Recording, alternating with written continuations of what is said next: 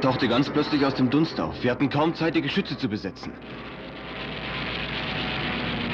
Dann fiel auch schon die erste Bombe.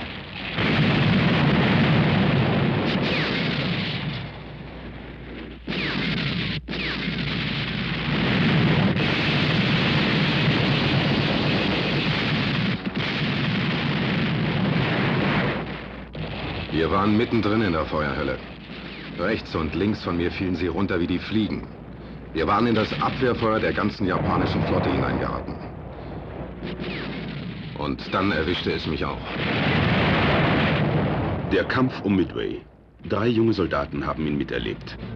Hoyt Macmillan von den Marines, George Gay, Flugzeugführer in einer Torpedostaffel und Peter Montalvo, Matrose auf der Yorktown.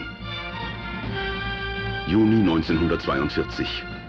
Seit dem Überfall auf Pearl Harbor erwartete man einen Angriff der Japaner auf den am weitesten nach Westen vorgeschobenen Stützpunkt der USA, auf Midway.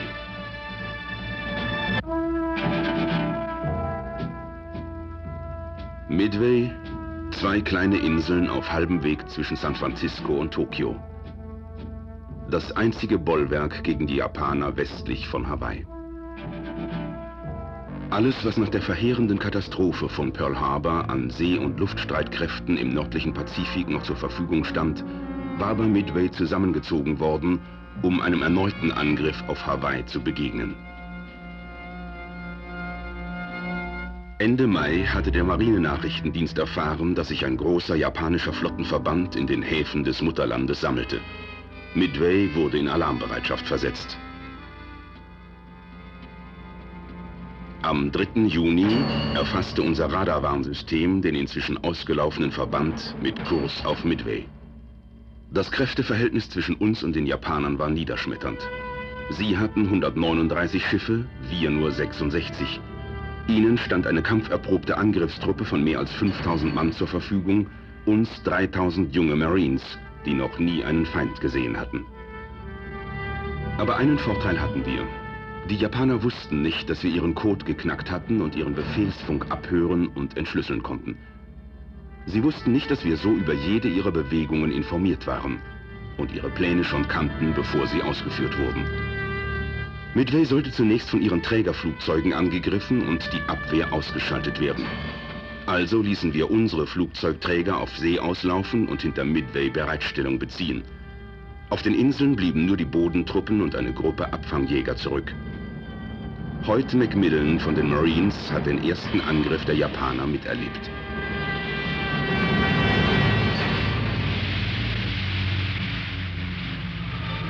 Als die Japaner mit ihren Trägerflugzeugen angriffen, starteten unsere Abfangjäger.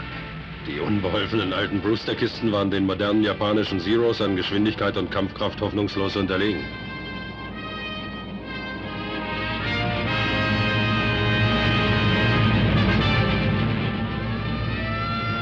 Wir hatten kaum Zeit, die Geschütze zu besetzen. Da waren die Japaner auch schon über uns. Während die Bomberstaffeln in großer Höhe blieben, griffen die Begleitjäger uns im Tiefflug an. Sie kamen wie ein Hornissenschwarm auf uns zu.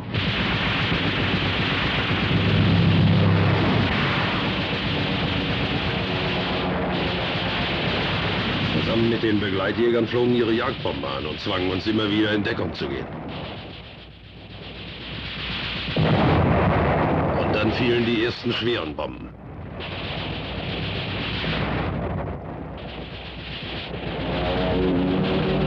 Wir schossen zwar den einen oder anderen ab, aber die Bomberstaffeln in 7.000, 8.000 Meter Höhe erreichten wir kaum. Die meisten Bomben fielen ins Wasser, aber eine ganze Menge trafen auch ihre Ziele. Die Flugzeughallen, Kraftstofftanks und die Befehlsstelle. Von unseren Abfangjägern waren nur ein paar übrig geblieben. Gegen die japanischen Jagdflugzeuge kamen sie nicht an.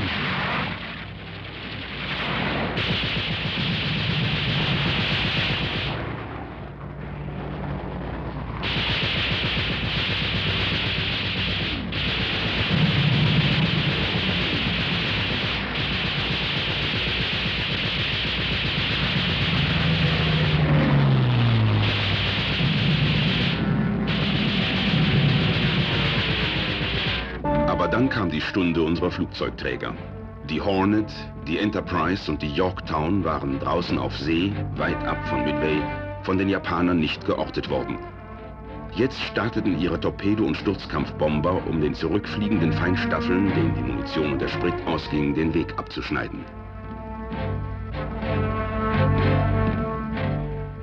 Fenrich George Gay, Flugzeugführer in der Torpedostaffel der 8. Bombergruppe, war einer der ersten, die den Befehl zum Einsatz erhielten. Er war nie vorher von einem Flugzeugträger aus gestartet, aber es klappte.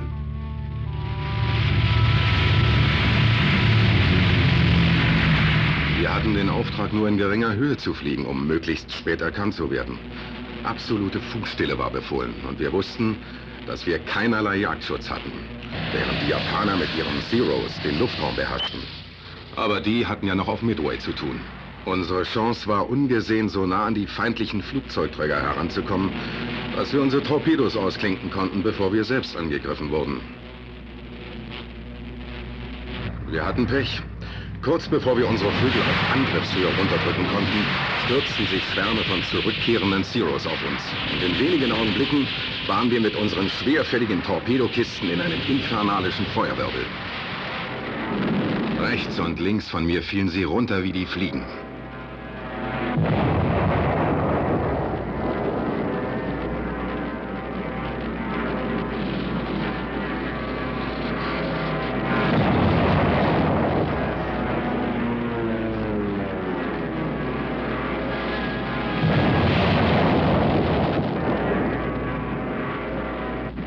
Staffelkapitän erwischte es im Hochziehen.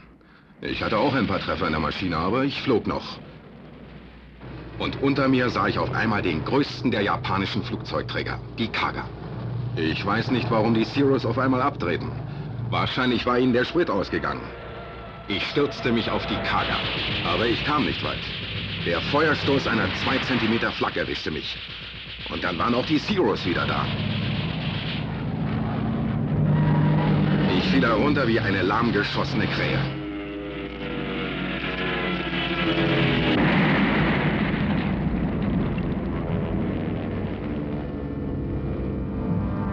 Die Japaner machten Jagd auf alles, was im Wasser schwamm.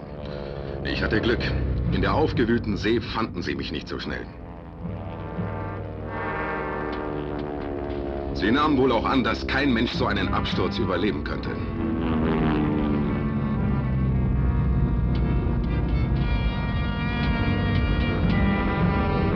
Und ich hatte nochmal Schwein. Ich fand im Wasser ein Luftkissen, an dem ich mich festhalten konnte. Die Zeros machten mich zwar schließlich aus und jagten ein paar Feuerstöße in meine Richtung. Aber dann war ihnen das Spielchen doch wohl zu dumm. Sie wurden woanders gebraucht. Unsere Stukas griffen nämlich an. Der Angriff der Torpedostaffeln hatte die japanischen Jäger, die zum Schutz der Flotte zurückgeblieben waren, in Luftkämpfe über der Wasseroberfläche verwickelt. Die in größerer Höhe anfliegenden Sturzkampfverbände hatten dadurch freie Bahn. Mit ihrer tonnenschweren Bombenlast stürzten sie sich auf die jetzt fast schutzlosen Flugzeugträger.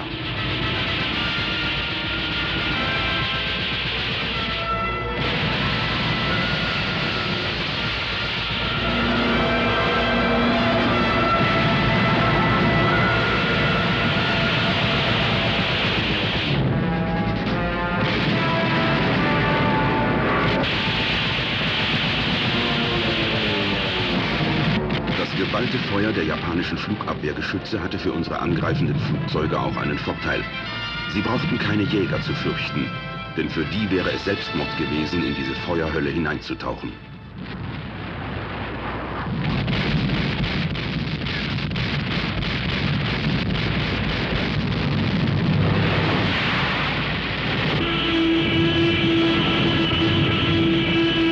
Allerdings waren auch die Angriffe unserer Sturzkampfflugzeuge selbstmörderisch.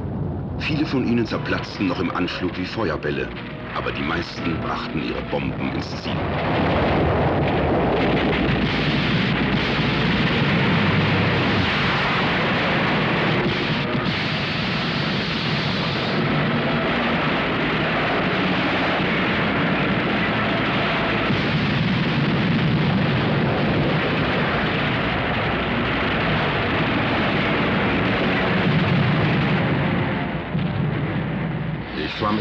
Wasser und hielt mich an meinem Luftkissen fest. Und ich sah, wie eine Bombe nach der anderen in die japanischen Flugzeugträger einflog. 200-300 Meter vor mir lag die Kaga bereits mit Schlagseite in der hochgehenden See.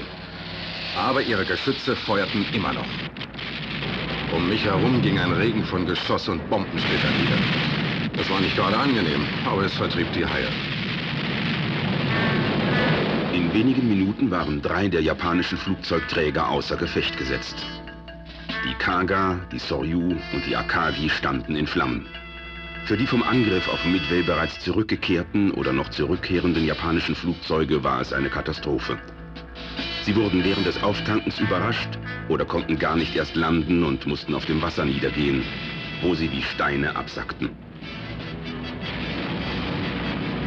Die japanischen Kreuzer und Zerstörer versuchten zu retten, was zu retten war. Auf den getroffenen Flugzeugträgern explodierten die auftankenden Maschinen oder sie rutschten über die schräg liegenden Decks ins Wasser hinunter. Die See war übersät mit Schiffstrümmern, Flugzeugwracks und verzweifelt um ihr Leben schwimmende Menschen.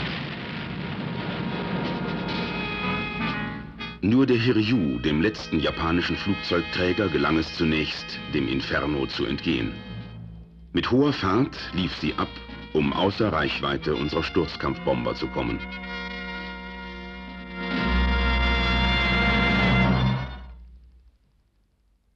Bevor die Hiryu vom Gefechtsfeld floh, waren ihre Bomber- und Torpedostaffeln gestartet, um unsere Trägerflotte anzugreifen.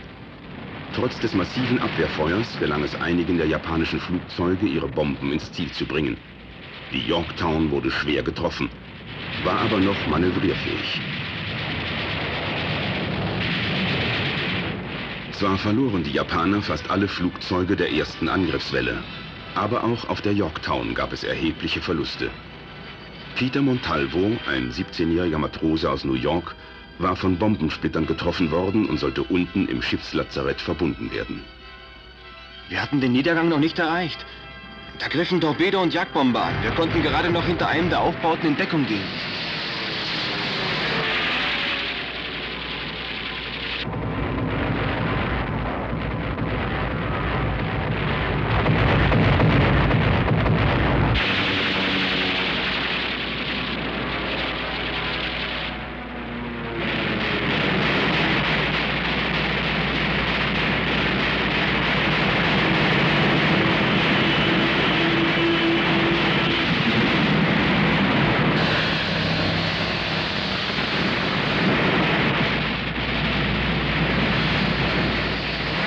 Erwischte es uns. 2 ungeheure Detonationen hoben das Schiff fast aus dem Wasser. Die Yorktown war unter der Wasserlinie getroffen worden. An Deck versuchten sie, die ausbrechenden Brände zu löschen. Überall schlugen Flammen aus dem Schiff. Aber neue Explosionen im Inneren machten alle Anstrengungen zunichte. Die Yorktown war verloren. Der Kapitän gab Befehl, das Schiff zu verlassen. Unsere Zerstörer kamen heran, um die Besatzung der Yorktown aufzunehmen. Von den Japanern war nichts mehr zu sehen.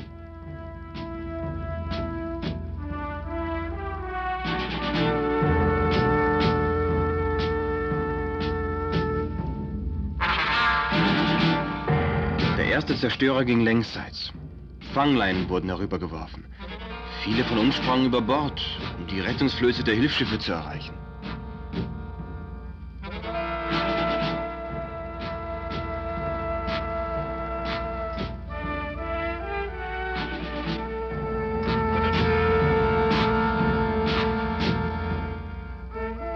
Zerstörern aus versuchte man mit Löschbatterien das Feuer auf der Yorktown unter Kontrolle zu halten. Die Kraftstofftanks konnten jeden Augenblick explodieren. Die Flugzeuge, die vom Feindflug zurückkamen, die mussten auf den beiden anderen Trägern landen.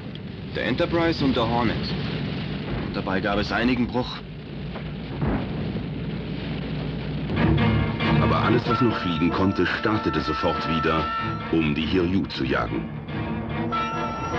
Und die Hiryu entging ihrem Schicksal nicht.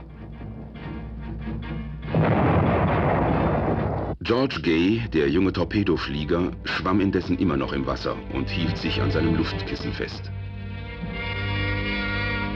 Es war ein fantastisches Bild. Vor mir stand die Kaga in Flammen. Dahinter brannte die Soryu. Ich kam mir vor wie auf einem Logenplatz im Kino. Ich weiß nicht, wie lange ich schon im Wasser schwamm, aber ich hatte auch keine Zeit, darüber nachzudenken. Denn immer wieder flogen japanische Jäger über mich hinweg. Und ich musste den toten Mann spielen, damit sie nicht auf mich schossen.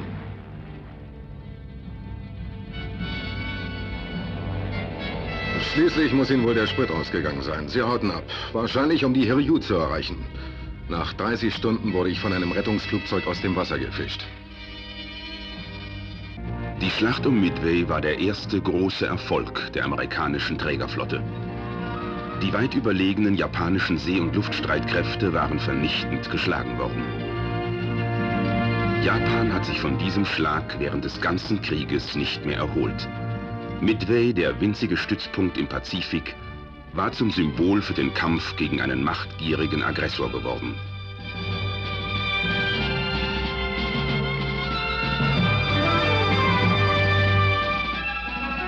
Die Schlacht um Midway war der Wendepunkt des Krieges im Pazifik.